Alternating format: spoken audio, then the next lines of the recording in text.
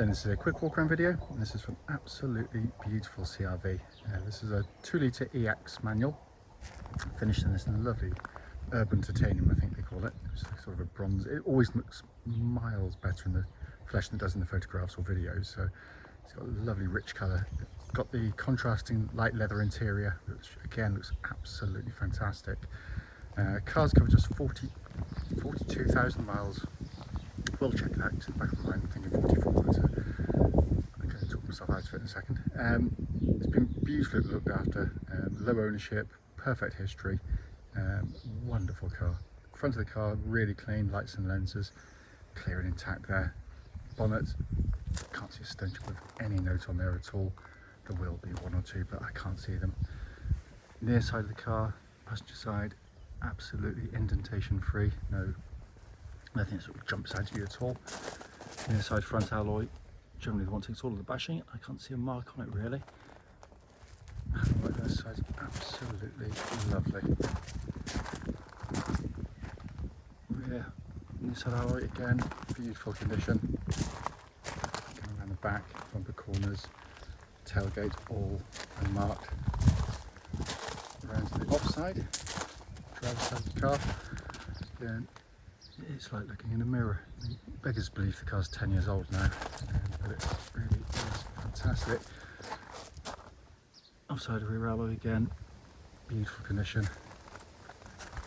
£1 million works absolutely lovely. I mean, I'm sure if you get a microscope out, you're going to find something on the car. There's got to be. But looking at that is in the condition you expect to see a 3 or 4 year old car to be in. It is in beautiful condition.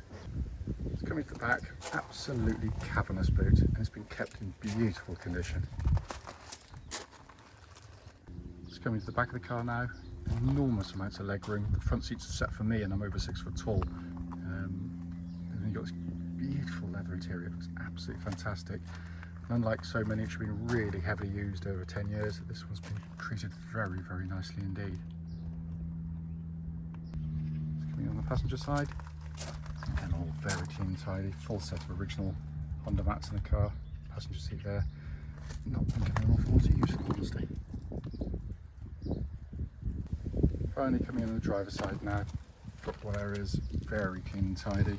Driver's seat for a 10-year-old car is in fantastic condition. Again, the minor age related mark, but miles better than most you'll see in this vintage. Right, so inside the car now.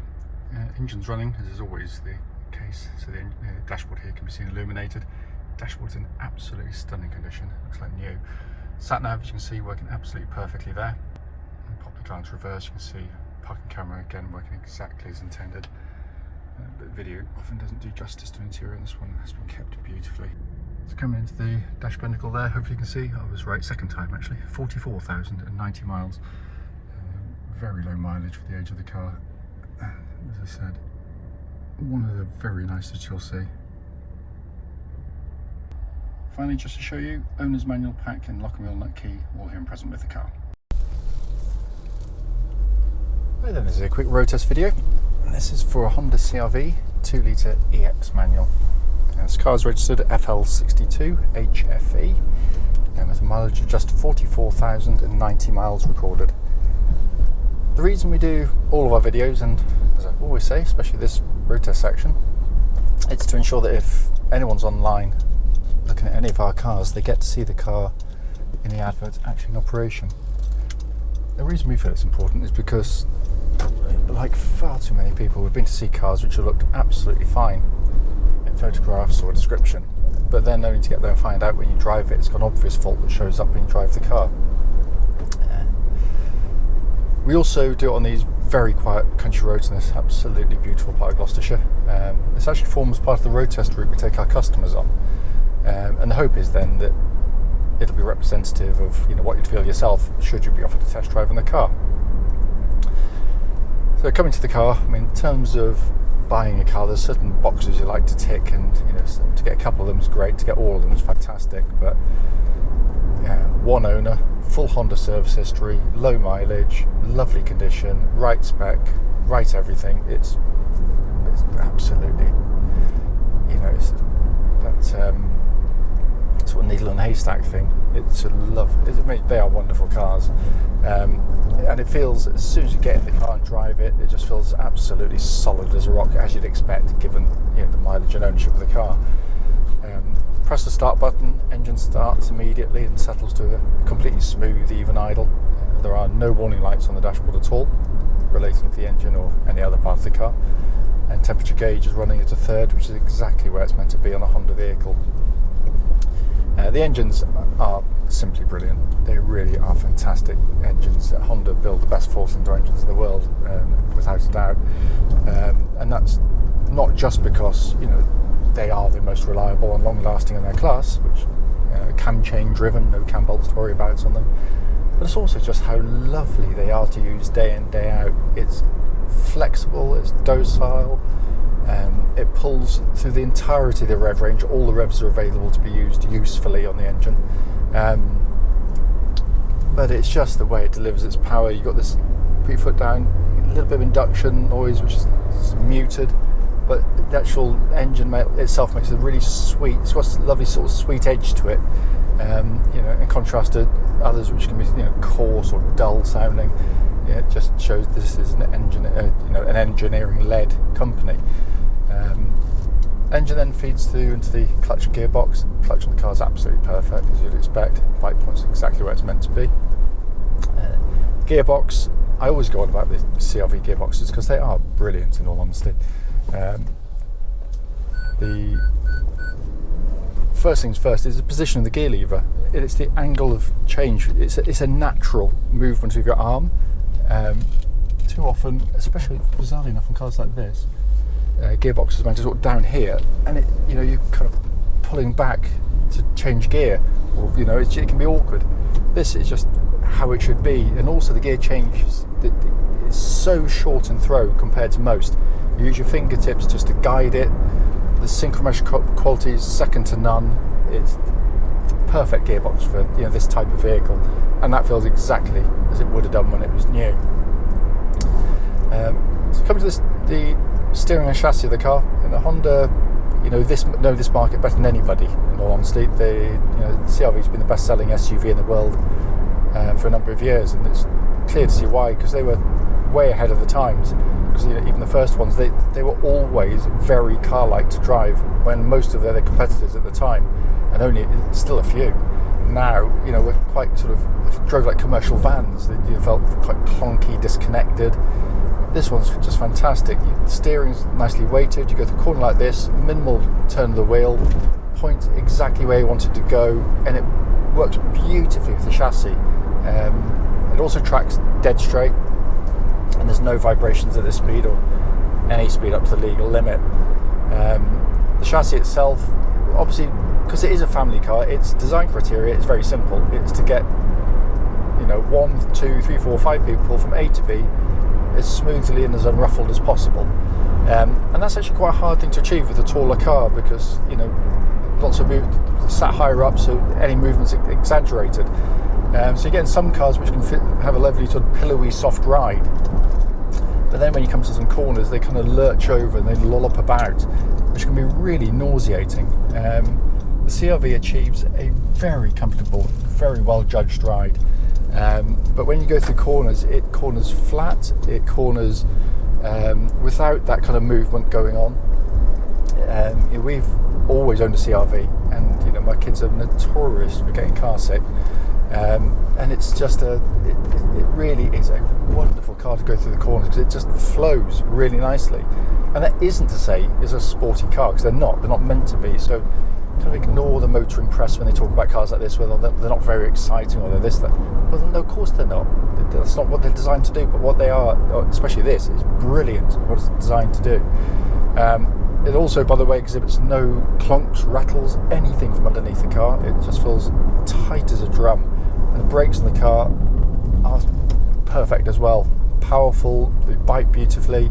But most importantly, there's no kind of pulsing or vibrations when you hit the brake pedal.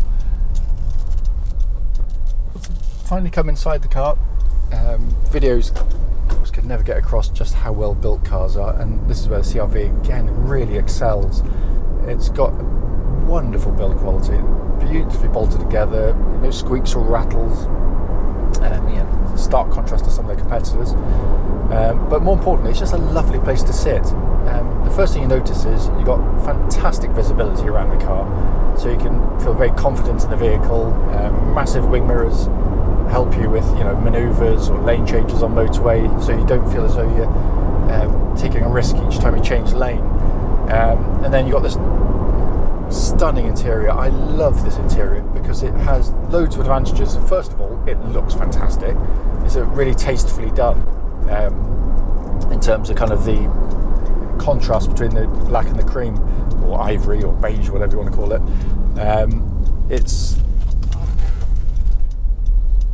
But what it really does, this isn't really the day to sort of show it off in a way. On dark, dull days, it really does brighten the interior up. Where black as much as I like black interiors, they can feel quite dark and sort of depressing at times. This sort of breaks things up really nicely. But on, like today, blisteringly hot days, it doesn't generate the heat in the car either, and you don't get that burning in the back of your legs when you get in and out. But also on cold days, it doesn't feel as cold either, so it really is a win-win. And if you want to keep it as nice as the chaps kept this one, because it is in beautiful condition in here, I always say to people with the lighter interior, it's dead simple, because we've owned loads. You keep a packet of wet wipes in the car and a dry cloth, so if you spill something, just wet wipe it off straight away and then dry it immediately afterwards. That's the important part, so it doesn't stain. But no, it's a gorgeous interior. Dash itself is obviously very highly equipped, but very, very nicely laid out ergonomically. Sat nav, as you can see, working absolutely perfectly. Down below that you've got a dual zone climate control system, which obviously different temperatures side to side if you so wish. All of the switch gear, everything you press in one of these Hondas really does have such a satisfying feeling of engineering. They've got sort of almost like a rubbery, damped, like a really high quality hi-fi in the way they feel, and everything operates there. Heated seats again, working exactly as they should. Then dashboard in front is classic Honda, really simple, legible, easy to read and easy on the eye as well. And you've got a lovely small diameter leather bound steering wheel, which again is in beautiful condition. One thing you'll notice there isn't is a button for four-wheel drive, and it is a four-wheel drive car. Basically, Honda worked out very quickly that most of its customers would be driving, as I am today, in perfectly good conditions, where you simply don't need four-wheel drive on. So basically, the car runs in front-wheel drive, two-wheel drive, pretty much the whole time. If you were to pull away on a bit of snow, ice or mud, and the front wheel started to lose grip, before you could even react, because it's done via the traction control system, it's automatically and seamlessly brought in the rear wheels to give you four-wheel drive. And it's brilliant. As I say in each and every video with CRVs, we own one, we tow a caravan, and we've never come close to getting stuck with one, so it's a very, very handy system. And its lack of use gives it its inherent advantages of it reduces the amount of tyre wear, amount of fuel you're going to use, and because it puts far less mechanical stress to the vehicle, it makes it an incredibly robust and reliable system. So much so that I can't remember in nearly 3 decades of selling CRVs with four-wheel drive of having ever put a spanner on one of them in terms of the four-wheel drive system. This is a very, very special CRV, I have to say. It's one of the best you're going to see. I can't fault it in any way. But if you've got any questions, don't hesitate, do give us a call.